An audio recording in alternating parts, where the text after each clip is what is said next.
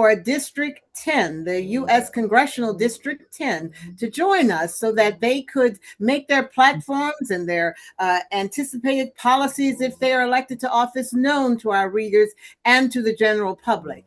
We are joined today in our first interview, our first meeting, with Commissioner Justin Douglas, who has thrown his hat, his proverbial hat, into the ring in the Democratic primary.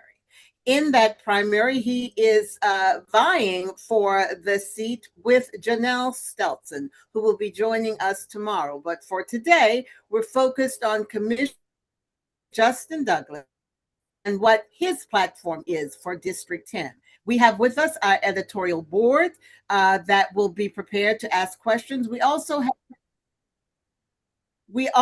have Charlie Thompson, one of our reporters who's here with us, who will be asking questions perhaps as well, and perhaps writing a news story.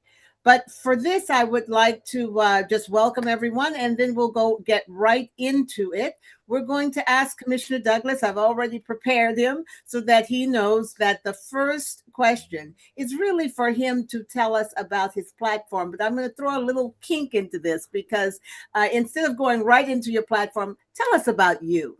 Let's start with what do you think we need to know about you as a person, as a candidate, about you as a person we assume of good character. So give us the spiel. Well, thanks for that assumption. I will say, my story is that I was born in Palm Springs, California, to a single mother. I've never met my biological father. She met who I consider my father now, my stepdad, but I consider him my dad, when I was still an infant, and they got married shortly thereafter. I grew up in a trailer park in Palm Springs. Most people think of Palm Springs as like ritzy rich kind of area. I was in a trailer park. I didn't know we were poor. I had my bike, and me and my friends would race around the neighborhood, and that's all that mattered to me, when I was a kid. My parents moved to Indiana, where my dad was from, for economic purposes. I was the oldest of five at that point. And my dad tried to start a business, struggled, ultimately went to working in the factory, worked 12.5-hour shifts in a factory that I would later work in the summers in between college. And, I saw hard work in my parents. I saw their struggle to get ahead in the economy that they were dealing with at that time. I remember times where my dad would go multiple days without a day off, just to stack overtime. I mean, I think at one point he went months without a day off just to stack overtime. Working 12.5-hour shifts, that's tough stuff. I grew up on a farm in Indiana and really learned that, hard work pays off. My dad drilled that into us, the value of hard work and not leaving until a job's done. I think we're living in a world right now where hard work doesn't pay off. You can have a job, a second job, and a side hustle and still be struggling to pay rent, struggling to get ahead. And, I think Americans and people in Pennsylvania's 10th district deserve better than that. I was a pastor for 20 years. After graduating high school, I went to school to become a pastor. Took a pastor job immediately while I was in college, and had been a pastor of some kind, either youth pastor or lead pastor, during that whole time. Spent some time in Northern Virginia, then Boston, then Wisconsin. All three of my kids were born in Wisconsin. My wife and I met in high school in Indiana. Following Wisconsin, came here in 2015 to take a church in Hummelstown. And that church continued to grow. We launched a campus in Midtown Harrisburg. In 2019, I lost my job because I included LGBT people in our church. The denomination frowned upon that. That was a very challenging time for me and my family in our church. Our church went on to plant a separate church, but lost all of our properties, our checking accounts, down to all of our, down to the guitar cables is what I usually say. But I also lived in a parsonage at that time.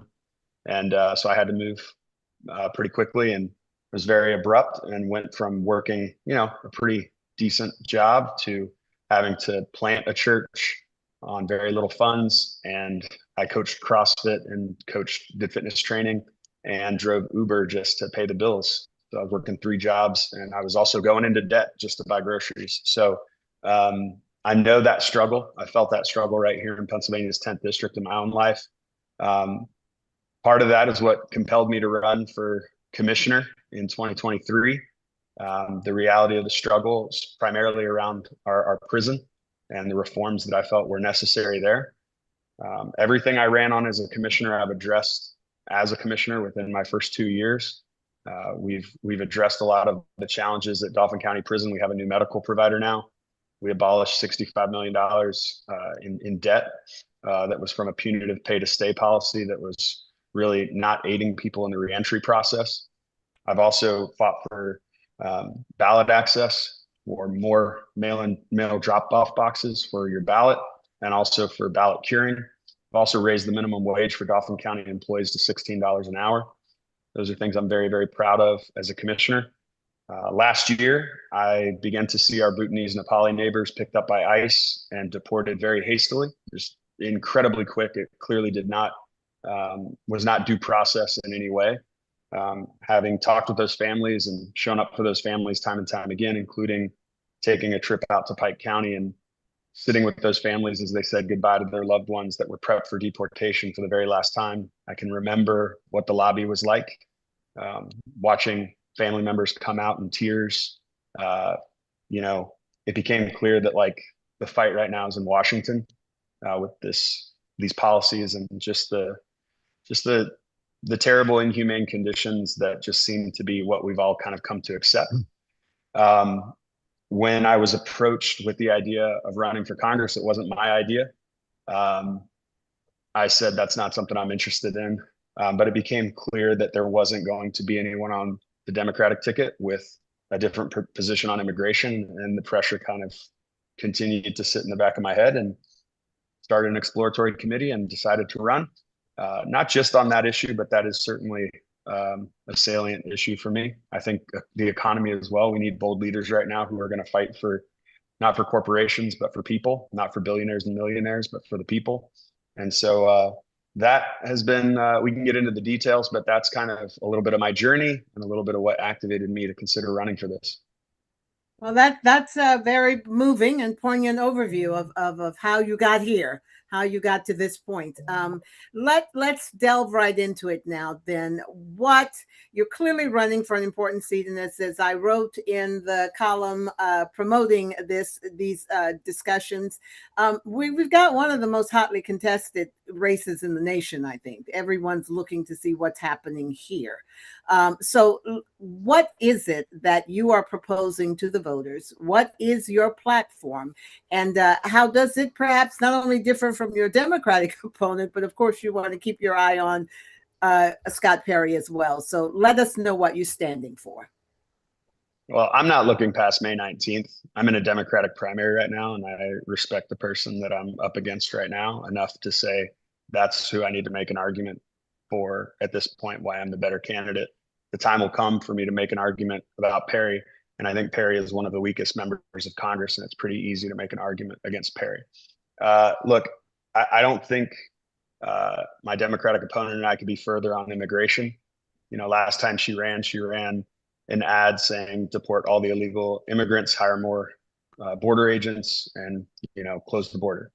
She got all three things she wanted. Those three priorities Trump rolled out. I mean, that's a MAGA agenda, mass deportations, right? And it's been done in a way that I think the American people are acutely aware of the harm that has done. I was adamantly against this administration long before Los Angeles, long before Chicago, and long before Minnesota on this, because I was seeing it in our community, in the Bhutanese community. But then what we saw in Minnesota was, two Americans gunned down in the street. And before the sun could even go down, this administration was assassinating their characters. And so, look, I take a strong stance on this because I think while it might seem bold or unpopular or too liberal or whatever people want to paint it as, it's the right position. And I think most Americans know that. And the truth is, we got to get back to the place where we can say the thing out loud. I'm also adamantly anti-war with Iran. This president walked into a war of choice. It was not of necessity, and it is Congress's role to choose war. I don't know that my opponent has been clear on her position on this, or at least the clarity that I've provided, which is that I'm not providing a penny of funding for a war of choice by a president that has put all Americans at risk with this decision. And now, today, we see him speaking in a way that I can only interpret as threatening genocide on the Iranian people, in saying that he's going to end the civilization in roughly, I guess, 8 hours or whatever his timeline is. Today's my birthday, and that's not the birthday present I was hoping for. I was hoping we could find a way out of this, but the problem is you need to know your way out before you go in, and they clearly did not. It would not surprise me if this president had no idea what the Strait of Hormuz was before he ever entered into this war. We have to elect competent leaders and principled leaders who have a value system that they hold to, that they're going to stand up for. They have a history of fighting, even on the side of unpopular fights. That's the experience I bring when it comes to the economy, because we are in an economic crisis right now. We need an FDR style bold call for how we're going to impact Americans' lives immediately. I respect President Biden and the infrastructure plan that he rolled out and put in place. I think it was necessary. The problem is infrastructure takes 5 to 10 years for Americans to feel. And so it did not aid Americans right now where they're at. What we need is a Medicare for all system that ultimately ensures that every American has coverage. Right now, the leading cause of bankruptcy in America is medical debt. And the purchasing power you put back on the market, if you take that risk, every single person, or most people in America, are one medical incident away from bankruptcy. We can't continue to live in that space if we don't make some bold decisions. The Band-Aids are not working. Like, we have a gaping wound and the Band-Aids aren't working. And part of this whole economic problem is that most of your elected officials can identify the problem and even identify the solutions. But to go toward the solutions is to betray the donor class that puts them in office, which is why we don't take corporate PAC money. I'm not here for the corporations. I'm here for the constituents. We're going to continue to say that. I could keep going. There's a number of other things on my platform, but that's enough to give you a sense of the type of candidate I am. And I'm sure we'll get into many other things. Very good. I'll ask our editorial board to let me know if they have questions by, doing a signal of some sort. But from what I have heard, it sounds like you're definitely against war, and you're definitely against the Iran war, and you're definitely for focusing more attention on domestic, especially domestic economic issues that will impact the most vulnerable Americans. Is that correct? Is that what we're hearing? Yeah. Yeah, okay. I mean, I raised minimum wage in Dauphin County to $16, but let's make no mistake, in the late 60s, if we would have pegged minimum wage to inflation in 68, minimum wage right now would be $21.50. If we would have pegged it to productivity, we'd be over $25 an hour. So, like, the reality is we have to see, everyone wants to talk about kind of an affordability crisis. It's a wages crisis. I mean, I'm not saying it's not an affordability crisis too, but it's a wages crisis. And if we don't have people fighting for fair wages, fighting to protect union rights, these are things I've committed to. So yeah, definitely. Very good. I see American first agenda, but not necessarily in the same vein of what this particular president is calling America first. Okay, I do see Vinny has her hand up. I'll come back to focus in a little bit more on maybe the top 3 things that differentiate you from Janelle Stelton. But go ahead, Vinny. All right, I have some comments. The one is the wage. Medicaid pays for home care for people elderly to live at home, and there's a workforce crisis because they're getting not enough pay. It's not sustainable. People are going into nursing homes that don't want to. That's one issue that we need to fix. The other issues I read in the paper today about the the county prisons are taking money from ICE to detain people. And I'd like to know how you feel about that. And of course, the war. I heard the president say that he'd rather fund the war than domestic programs. And he would definitely cut Medicaid and all the programs that we need to live in order to support his military vision, whatever that may be. But thank you. No, these are great questions. I'll just first start by, I think we need to only be electing people who are going to protect Medicaid and Medicare and expand it even. Obviously, I'm for Medicare for all, but I think all of our programs that help uplift people who are struggling in places where often they're handed a fixed income and told to live on it while inflation continues to grow. We have to be making sure that the fixed income is growing alongside inflation, or else we're putting people in an untenable situation. And so I've seen that as a county commissioner on multiple occasions. And so I hear you on the Medicaid thing. For the ICE funding piece, I didn't read that article, so I can't speak with authority, but I can guess what they're referencing is a 287G agreement or an agreement with jails that they're making that basically is that they'll house people for up to a week, I think. We were approached with an agreement like that from DHS. I'm adamantly against it. We have enough challenges at Dauphin County Prison to be also taking on the challenges of ICE. ICE has an unlimited blank check right now because the big, beautiful bill gave them that. And we're seeing the consequences of that right now. They're spending in a way that's just completely unrealistic.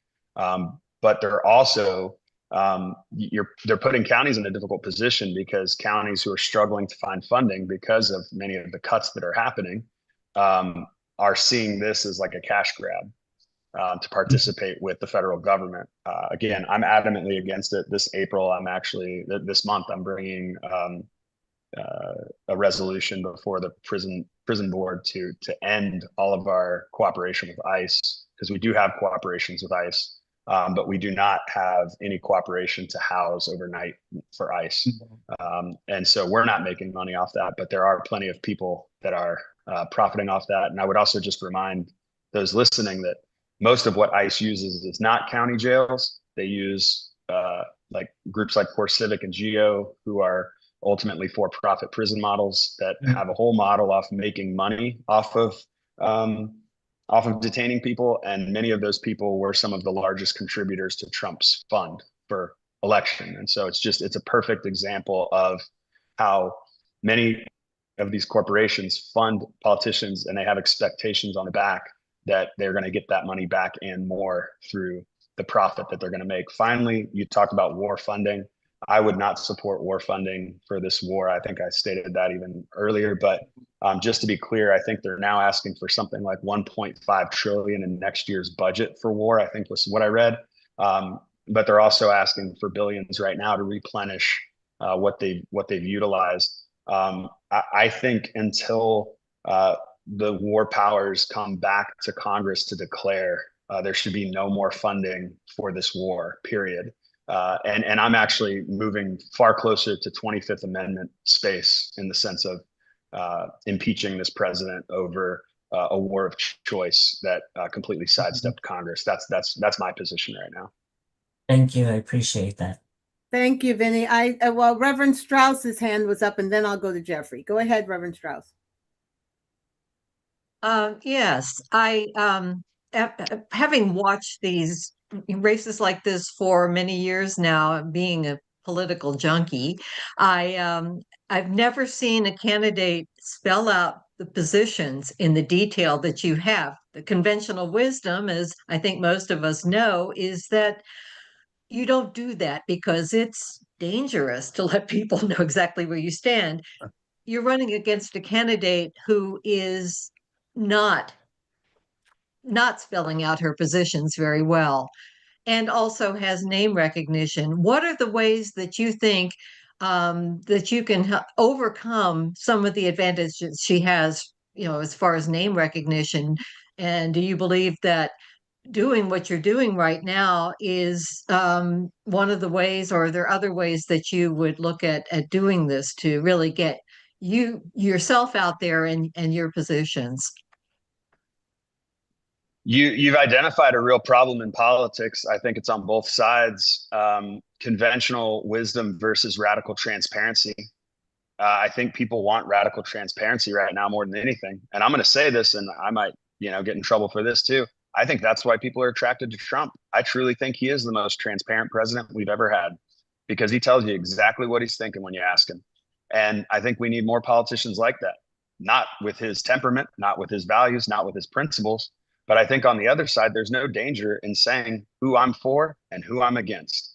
And I am not for the billionaire, millionaire class. I'm not saying they don't have a role in contributing to America, but I will say they've got tax breaks that are unbelievable when you look at the last 100 years. When you look at the rate that they paid during the FDR New Deal, and when you look at what they're paying now, it's no wonder there's not a middle class, that it doesn't exist anymore. And I don't have a problem saying that. I think voters deserve to know where their elected officials stand. And look, there may come a time when I stand before a camera and post to Instagram and say my position on X has changed, because I have new information, because I've grown to understand the complexities of the situation that I didn't see when I was campaigning, or that I didn't see. I think people respect that, as opposed to people who try to stay in a vague space and ultimately you never know where they stand on an issue. I think that radical clarity is something that Americans are searching for right now in their elected officials. I know I am. I mean, I am drawn to people who say it like it is, even when they're not on my team. I think of Josh Hawley and him in the Senate, and when he was talking about credit cards and their fees on credit cards and the high interest rate, I was like, this guy sounds like the type of guy I would vote for. And we could not be further apart on almost everything. But he did it with conviction and something that felt to me like real authenticity of his position on the matter. And I think those types of things are the types of things I think we need to get back to as Americans, supporting candidates who have that. How do we make up the difference with, Janelle's name recognition or, all of that? Look, we're building a broad coalition. Today, we got 3 endorsements that are really important to us. One PA, APIPA, CASA in Action. These are all immigrant-focused, Black and brown-focused groups who are doing great work with the working class and are going to do amazing work for our field game, helping us get out into neighborhoods and get out the vote for us. We've also done a lot of work with youth groups. We received the Hershey Young Dems endorsement, which represents the high schoolers in Hershey. We also received the High School Democrats of Pennsylvania's endorsement. Both those endorsements, I believe, were unanimous. We're going to be able to mobilize a lot of high schoolers to knock doors for us, but also to sit at the polls for us. So look, our strategy is to utilize the next generation, utilize people who are often overlooked and underserved, and talk about how this is their movement, not my movement, and really try to build something that hopefully has lasting power here in the 10th. Thank you. Wonderful. Let's go to Jeffrey Lord. Yeah, often enough in history, these midterm elections are billed sometimes as so-called wave elections that go in one direction or another. Do you see this as a wave election? And if so, how do you think, or even if not, how do you think the results in either direction would affect your campaign? I think it's going to be a wave election, certainly. Yeah, I mean, I think we've already seen in a lot of the special elections in other areas across the country, we've seen either, major outperformance from what would be expected. I mean, we're talking about like 20-point districts, someone getting close, really close to winning. And then we're talking about other districts that are, 10 plus people pulling off upsets. And so I think as long as this president stays in this war and the economy continues to feel it, I think either Republicans are going to stay home or they're going to cast protest votes. Independents are going to swing, I think, toward Democrats, because that's, just typical conventional wisdom or conventional thought on how, when you have a coming up lame duck president in the White House, it's usually how these go. But I would say nothing's guaranteed. You got to put the work in. I'm not here to say, whatever Democrat you vote for is going to beat Scott Perry. Like, yeah, I probably would put my money on that, but I still think there's a lot of work to be done, a lot of coalition building to be done between now and November. But certainly people are upset, and people are only going to be more upset if gas keeps going up. Look, I drive home and I drive past a Love's and Rutter's out by my house every time I go home, and they have these big signs because they're both, truck stop stations. And it seems like every day I drive by, gas is a nickel more.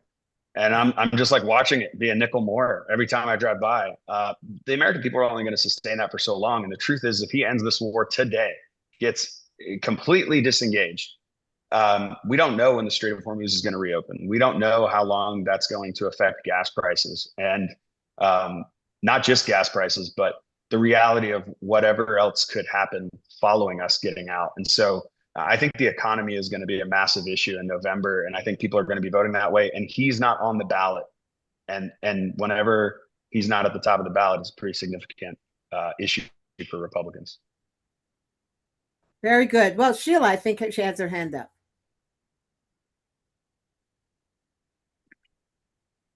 Oh, I think you're muted. You have to unmute, Sheila. Unmuted. Thank Mhm. you. My question is actually one that stems from the old adage that politics is always local. I'm going to ask you about Harrisburg. Harrisburg is a city. I've lived here for a long time. It is a city that is in serious trouble, and we don't talk about it enough. And it is a political issue as well as a socioeconomic issue, and it's a racial issue. It's an historic issue, and it has historical antecedents. But we don't spend enough time as a community, it seems to me. And I know that Joyce, I know that you have done work around this with the editorial and opinion work. And I think that there is, as has Charlie and others, there is this longitudinal element to this. And I know that when you look at it, all of these issues are connected, okay? And they are ones that really require in-depth research and participation by politicians at the local, state, and national level. There's a need for that. And other cities have that. We don't get it. Can you, in my view, that's my opinion. Yeah. I would like for you to talk about that, but I'd like to mention one statistic that I think is somewhat telling to me. I'm not going to the issue of schools. I'm going to the issue of our governor giving a group of folks here, all of whom I know and like and respect, but giving, I guess, putting, I think it was $550,000, or no, $450,000, excuse me, towards a task force to begin examining the downtown. Compare that with every other state that surrounds us and look at what their governments have done, their state governments, vis-a-vis their capital cities, these cities that have been decimated by COVID. Okay, and you're talking tens of millions of dollars that have gone into those cities. We have 450,000. Not right. All right. Okay, Sheila, let him tackle that one. You gave him a lot to deal with. Go ahead, Justin. Well, let me start experientially first. I was a pastor who was pastoring a church in 2019 in Hummelstown, where we were seeing a lot of people from Harrisburg come out to Hummelstown to come to our church. And we started saying, should we be in Harrisburg? Like, that became a conversation. And it was really in 2017 that we started seeing that increase. And then we launched a campus in Harrisburg, and I was coming to Harrisburg every Sunday. We had a campus pastor that lived in Harrisburg there, and I got to know Harrisburg a lot more. Obviously, Hummelstown was where I was rooted. My family was rooted. My kids went to school, but I was beginning to learn about Harrisburg, learn about the history, speak to people on the ground. Since becoming a county commissioner, obviously, when I ran for county commissioner, I was very active in Harrisburg and became more and more aware of the historic realities and issues and challenges. But then now, as a county commissioner, my office is 2 blocks that way, and I come in almost every day, it seems like. And my campaign office is right here in Soma, south of Market, for those who aren't familiar with Harrisburg. And I love this city. I really do. It's really been a pretty great opportunity for this kid who grew up on a farm to be in the city every day. So I just want to say, like, I have a lot of passion for restoring Harrisburg. I've been part of the governor's conversations. He's invited me in as a county commissioner to those conversations, and I've attended all those roundtables that they've done, including the first one in which he led. Just to be clear about the 450,000, that is not an endpoint. That is a starting point to support a study for widespread investment. We're talking millions and millions of dollars. But the goal, I think, is to mimic it off of the Pittsburgh model. They did a pretty large investment in Pittsburgh that revitalized the downtown and ultimately had a massive impact on the city and the region as a whole. So look, I'm supportive of that. Do I think we're ever going to get it perfect or exactly the right way and make everybody happy? Probably not. But I do think Harrisburg's downtown has so much potential. But I want to talk about one thing that's relevant to this race in that. I think there's two big factors. The first factor I want to say is parking. And let's just be honest, parking is an issue. I paid for parking today, and I paid, I think, $9 for 2 hours, right? That's higher than Philly rates. It's just south of like Manhattan rates. I mean, it is too high for Harrisburg. No one's going to come have lunch in Harrisburg at that rate unless they absolutely have to. And it's driving people out of the city for all these great small businesses that we have right here locally. We have to address that issue, and we have to address it with the historical context of how we got in this mess, which was the incinerator deal, which was a lot of people making really poor decisions as elected officials and maybe even corrupt decisions as elected officials, right? So I think that's part of how we address it, but how do we fix it? Well, fixing it's a massive investment to buy back parking. And I think the only way it's going to happen is through, the cooperation with the state, the county, and the federal government. And we have a congressman right now, Scott Perry, who refuses to earmark. And look, I would be fighting for an earmark to give Harrisburg their parking back, because that is a domino that once it falls, so many other dominoes can fall. And so that I'm not going to guarantee that, because I have no idea if I would ever be in a position to actually earmark what it would take, but anything I could earmark to give a relief to parking. The second thing I want to talk about is the challenge that capital cities face across the country. And this is everywhere. And I know this because I spent a lot of time in Madison when I lived in Wisconsin.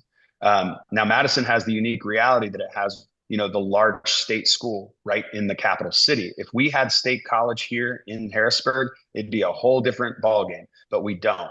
And so the challenge that capital cities have is a large amount of their real estate is non-taxable, usually their most valuable real estate. What's the most valuable real estate in Harrisburg? The Capitol building, obviously. Do they pay taxes? No, they don't pay property taxes. They're exempt.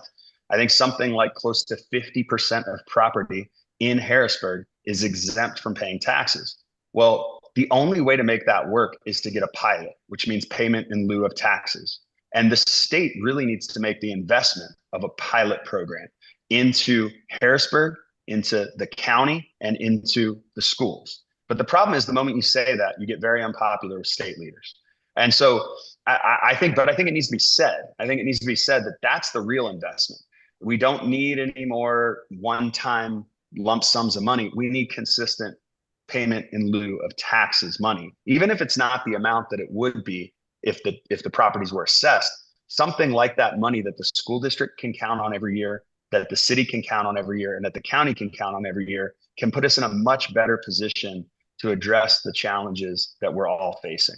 So those are a couple things that we can be advocating for. But I do want to say, I'm very grateful for the governor spotlighting and choosing to invest in Harrisburg, because one of the things that he was able to accomplish in Pittsburgh was a lot of private investment. And if we can leverage, obviously, state dollars, but then on top of it, private investment in Harrisburg, that with his, ideas and ways that he did that in Pittsburgh, I think there's an opportunity here that I want all of us to remain open to, even if we're suspicious of it because we've seen these things before. I get it, but let's remain open to it, because I think there's an opportunity here. And I do think a study is right, because we want to know that wherever we do put money, it's going to have the biggest ROI, return on investment. Thank you. Great.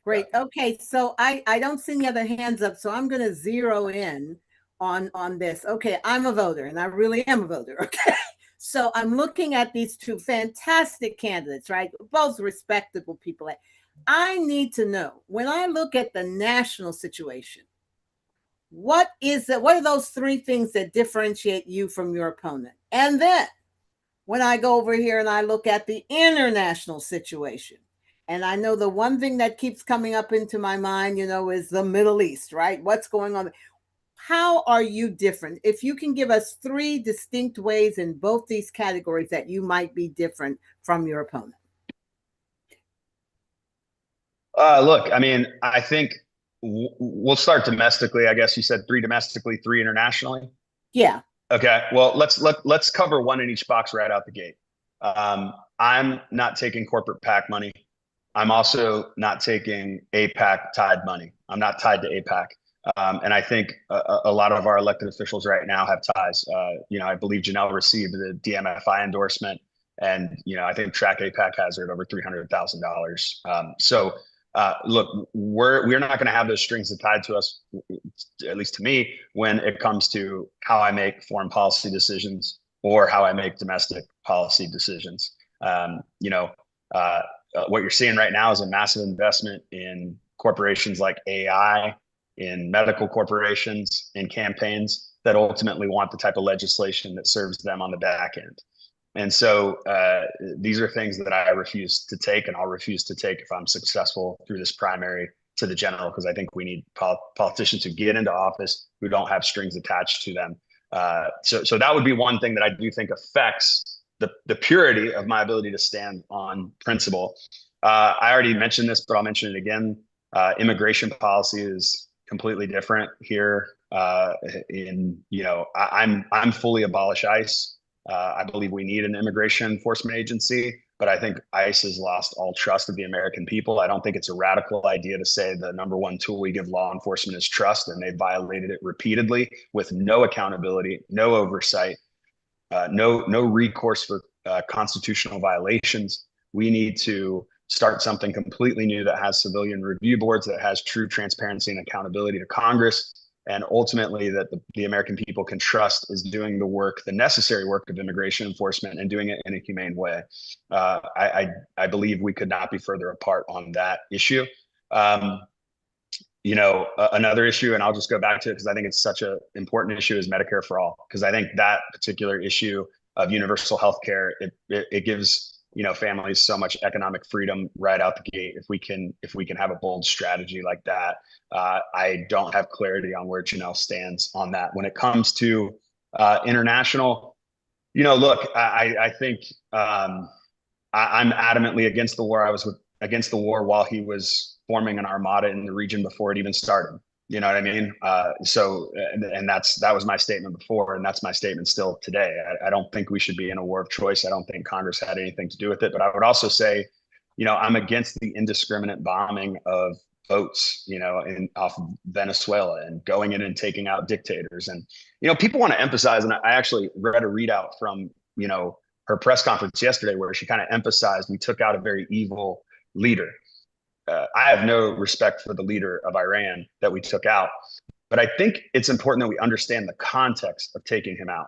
We took out an 84-year-old leader who, by all signs from foreign, experts, was not going to hand the regime to his son because he thought his son was too much of a hardliner. Okay. It was very likely it was going to go to someone who was far more moderate. And we took him out and took all the moderates out with him. And then also his son, I believe his son's wife and his child was killed. His dad was killed. We can't act like this regime change is something good. They're only 10 times more extreme than they were before this started. So I think even people celebrating regime change for what? To put an even more, probably, at least I would assume, vengeful person in that role who feels even more of a sense of hatred toward Americans. That is not to the benefit. And we need to speak with clarity about the reality that these are not good people. But look, I don't think Kim Jong-un's a good person either. But taking him out and putting in someone more extreme is something I'm not interested in. So these are the decisions that ultimately we should be relying on generals and people who have a history in the military. And that's why you go to Congress, because there are representatives. We have, the foreign relations, experts in different places to lean on for these decisions to make sure we don't make poor decisions. I'm 42 years old today, and many of my friends went to war in Iraq and Afghanistan. And some didn't come back, and some who did come back came back with invisible wounds. And I know the cost of war because my generation has felt it. And going into another war like this, it just echoes so much of that season of American history. And I feel like we're making the same mistakes again. So that's my position on that. And again, I don't know that her position is clear. All right. Charlie, you want to ask a question? Go ahead. Sure. Hi, Commissioner. And hey, Charlie. I would just ask, I have a couple here. I might try and tick off. Joyce, if I'm taking too much time, you can flag me. Be concise and quick. That's all. Yeah. Okay. One of the things that's raging in Congress right now, and it may not be resolved, and it may be an issue in the next legislative session, is this idea of election integrity and the SAVE Act. And I guess I'd just like to ask you, on an issue basis, can you support some sort of voter ID act at the federal level, or do you have a strong position against the idea of voter identification? And are there any other election reforms that you think you would back at the federal level? I would back the John Lewis Voting Rights Act. That's what I would back. Look, I think we're solving a made-up problem. We got enough real problems in America right now. And so what we love to do is solve made-up problems. When you go to register to vote, you have to have an ID, right? My wife just had to get a real ID to go on a flight last year, and it took her 3 trips to the DMV to do it, or to PennDOT to do it, because it was so laborious. And we know what this is going to do. The quote Save America Act, which is interesting language. It's Save Republicans from the Ballots Act is what it is, because what they're trying to do is disenfranchise women and people of color from access to the ballot. And we've seen this work before with poll taxes and other things historically. And in this particular case, what they're going to do is especially disenfranchise married women who have a birth certificate that differs from their current license, because they're going to have to jump through so many hoops. But look, while I understand the concept of having to identify yourself when you go to vote, there are tons of safeguards in effect. As a county commissioner, we oversee elections, and I've seen all the steps that go through. We have a handful of people who commit voter fraud every year. They're identified, they're prosecuted to the full extent of the law, often felonies. The widespread voter fraud kind of craze that's happening right now that people are buying into, look, it's nothing more than conspiracy theories as far as I can tell. If we wanted to do some type of widespread voter ID rules or policies, I would say IDs need to be free, because my right to vote is. I would say they need to be incredibly accessible. And I would say we need to have a long period of time to ramp that up. If you look at how long it took to ramp up Real ID, they put a deadline at a certain date, and then they pushed it out 2 years, then they pushed it out 2 more years, then they pushed it that's because we would need to have time. The agenda of this particular Congress and this president has been to try to get this in place by the midterms, because they know the blue wave that was spoken of earlier is coming, and they're doing anything they can to fight it. So no, I'm not in favor of it on that premise. I think if that's something that truly is necessary to put in place, we need to give it the time necessary, and we need to give it the investment necessary. And that means free IDs. Yeah. Okay. I have one other foreign relations question. Kind of on the back page now because of what's going on in Iran, I believe is Ukraine and Russia. And I was just wondering, if we roll back the clock to when President Biden was in office, in the first part of the history of that war, the United States was a pretty solid backer of the Ukrainian cause in close concert with our NATO allies and so forth. And President Trump has been much more ambiguous on that, I would say. We certainly haven't seen the level of support from Congress either, in terms of backing Ukraine. And I was just wondering, how do you approach that? Would you be a staunch supporter of the Ukrainian cause, or do you feel that it's time to scale back and kind of let Europe take more of the brunt of that, of what is essentially a European war? Your thoughts on Ukraine and where the U.S. should be in that right now? Yeah, my position on all foreign conflict is that the United States involvement should be for the furtherance of peace. And so we should be fighting for peaceful resolutions to conflicts that exist in other places. Are we furthering war? Are we furthering peace? Ukraine has sovereign territory that was invaded by Russia. And Russia presents a threat to us consistently. Had Iran invaded sovereign territory, I might have a very different position on this war, but they hadn't. And so I think like there's not really a one-to-one comparison. Plus, I think we had legitimate coalition building before going into that war, or before supporting that war. I wouldn't say we necessarily went into it, but when going into it with support for the Ukrainian people. And so I also think there's something to be said to be on the side of freedom and against tyranny. I think we have to be very cautious with that, because that's kind of what's got us into nation building in other places. But I do think the Ukrainian people were wronged by Russia in that, and if we let Russia take them, who's next? Especially as we look at that region and what they would like to do, what we know their motives are. And so I thought that was a great example of us leveraging the relationships with our allies, which this particular president has done everything in his power to alienate our allies. Through tariffs and through other measures, he has done everything possible to push them away. And there will come a day when we need our allies. And will they be there because of what this president has done to ruin these relationships? And so I think there's something to be said for us showing up in that capacity. I do think we need to be working toward a peaceful resolution there, though, because continued investment at the cost of Americans here at home is not something I'm for. Okay. I see Rojette has her hands up. Rojette, you want to ask your question? Yes, thank you. Hi, Commissioner. Hey. As you know, Scott Perry looks very vulnerable this year, probably more vulnerable than we've ever seen before. As you also know, Democrats only need 3 more seats to take back the House. You're clearly in this race to win. You're everywhere. No one can dispute that. You're getting your coalitions together. I'm hearing, well, we're all hearing about you out in the communities and whatnot. But my question is actually for you, and I'll be asking Janelle the same question.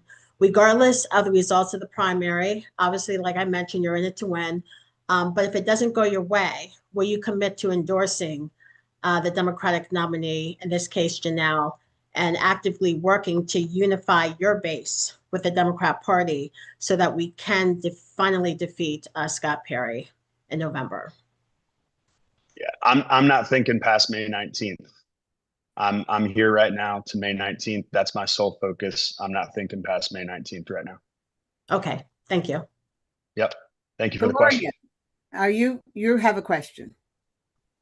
Yes, I do have a question, Commissioner Douglas. What would you like your legacy to be here should you move forward and vacate your seat as commissioner? Where do you think you had the biggest impact? What would your legacy, what would you be known for? My legacy as a commissioner? Mm-hmm. Yes. Yeah, so I think one of the things I've tried to talk about on the campaign trail is that I don't see this as me leaving Dauphin County, but instead being elevated to serve Dauphin County on a different level.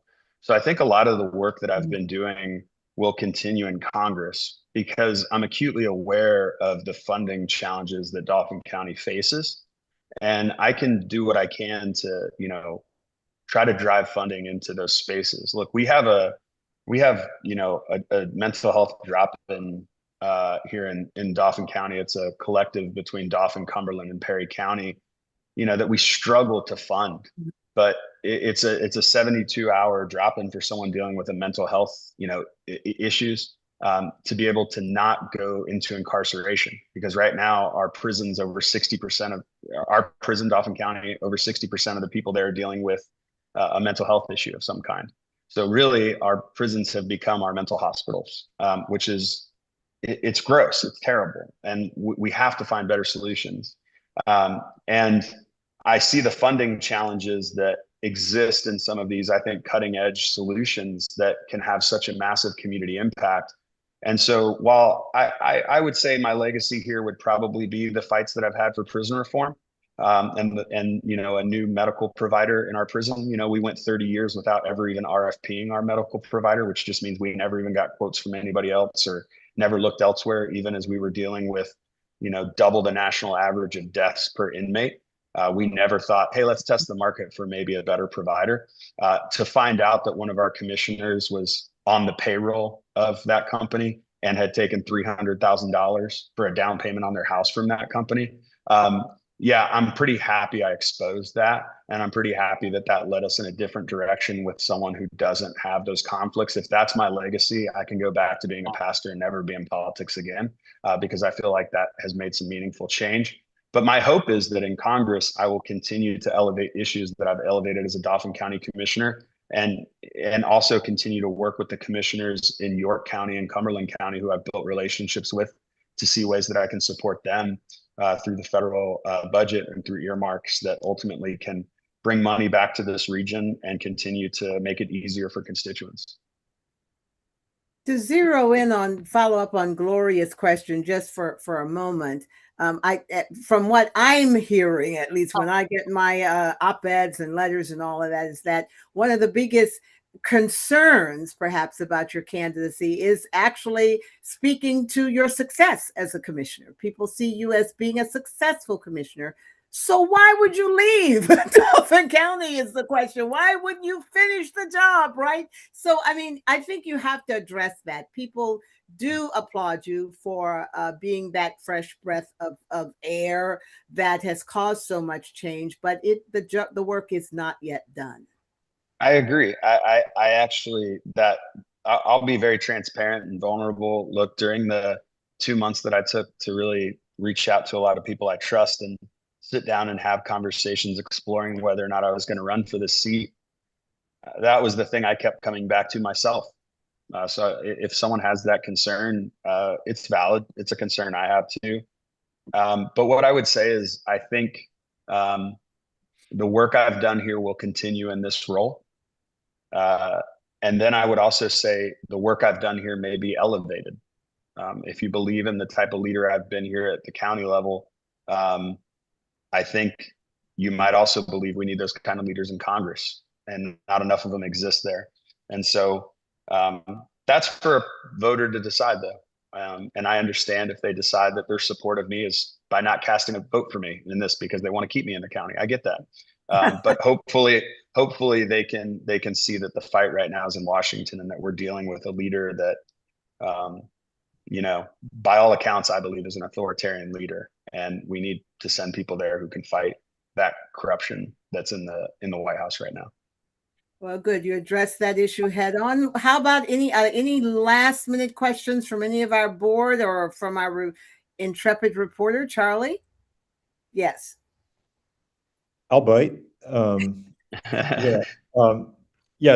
Actually, this question was asked a little bit. I mean, Sheila brought this up about Harrisburg, and it kind of touched on a question that I wanted to ask, and your answer did too. You spoke about an earmark for Harrisburg to try to regain control of its parking assets. And so my question was, and I'm going to try to ask this of Janelle tomorrow too, but what would you try to do as an advocate for the 10th district? So mine's maybe just take that question and make it a little more broad about the 10th district. What would you most like to deliver for our constituents? We live in this world where we have highway projects and we've got federal institutions that we want to try and keep viable, and we have airports and the Appalachian Trail and any number of things that the federal government either owns or operates, or that we can benefit from federal funds. And I was just wondering if you've begun to start to think like, well, what would I like to deliver for the people on the home front?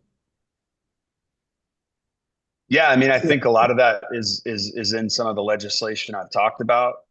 You know, right now we're seeing cuts. We've seen cuts to SNAP benefits. We've seen cuts to you know, healthcare, the ACA credits. We have to find a way to fund those, and we currently have a president talking about the difficult decision that Americans are going to have to make to fund my war of choice. You know, I think there's a lot of defense that needs to be played on those types of things. And so I would want to make sure that we're getting those ACA credits back, because many Americans are going to be losing health insurance. I've talked to multiple people who are going to have their health care triple. And so they're in the situation of that's just not tenable for me. And I think the average American is dealing with at the very least a 30% markup this year. And so, you know, what are we going to do to address that? That affects everybody in PA10, because we all need healthcare, right? I think strengthening our rural hospitals, many of them are, you know, going extinct. And so, like, how do we have healthcare access? You know, I've worked with Northern Dauphin because the emergency call times up there, if you don't know, counties also handle 911. The emergency call times up there are really challenging. To do a study up there to determine how we can best have better call times to where ambulances can get to people's house faster and get them to the care they need faster. But as rural hospitals continue to be basically consolidated, because it's a for-profit model, most of them, it puts us in a position where those call times are at risk. And that's across all of PA10, not just Northern Dauphin. And so, look, I think the challenge is to pin me down on one or two things on that. There's just too many things, and I think we have to address them all at once. And I think it comes down to really saying, how are we going to protect the constituents of PA10? And that's what my agenda is on the economy. That's what my agenda is on human rights. And that's what my agenda is on, you know, foreign involvement, when we really can't even pay for the things that Americans need right here at home.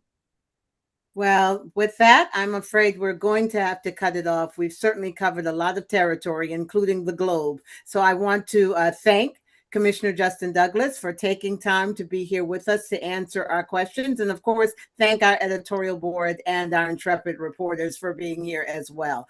Tune in tomorrow. We will do the same thing, except at noon. And this time our guest will be Janelle Stelzner. So good luck, and see you